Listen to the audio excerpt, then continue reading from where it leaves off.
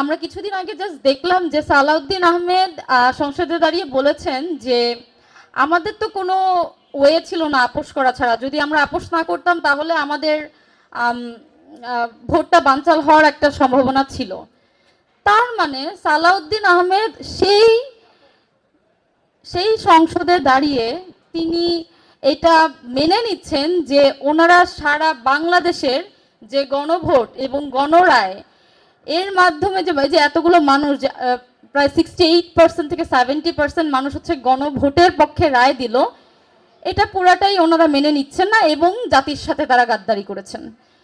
এটা তো খুবই ক্লিয়ার যখন সে সংসদে দাঁড়িয়ে বলবে যে আমরা ওই সময় আপোষ করেছিলাম কারণ আমাদের কাছে আর কোনো অপশন ছিল না। তার মানে আপনারা তখন হচ্ছে গিয়ে সেই জিনিসটা মেনে নিয়েছিলেন কারণ আপনাদের নিজেদের স্বার্থের কারণে। এখন যখন আপনাদের স্বার্থ হাসিল হয়ে গিয়েছে, আপনারা যখন সরকারে বসেছেন, তখন আর আপনারা এতগুলো মানুষের গণরায় আপনারা মেনে নিচ্ছেন না।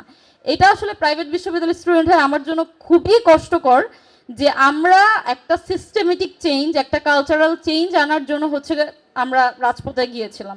আমাদের কোনো কিছুরই দরকার ছিল না, আমাদের না কোনো স্বার্থ ছিল না কোনো কিছু ছিল, কিন্তু আমাদের ভাই বোনদের যখন মেরে ফেলা হচ্ছিল আমরা এটা সহ্য না করতে পেরে আমরা রাজপথে ছিলাম। কিন্তু যখন আমি দেখি যে আমাদের পুরো জাতির সাথে গাদ্দারি করা হচ্ছে এবং তারা অন্য পক্ষকে বিভিন্ন কাদা ছোড়াছুড়ি করে তারা হচ্ছে কি অন্যদেরকে গাদ্দার বলে, যেখানে তারা নিজেরাই নিজেদের মানে বক্তব্যের মাধ্যমে নিজেদেরকে গাদ্দার উপস্থাপন করেছে।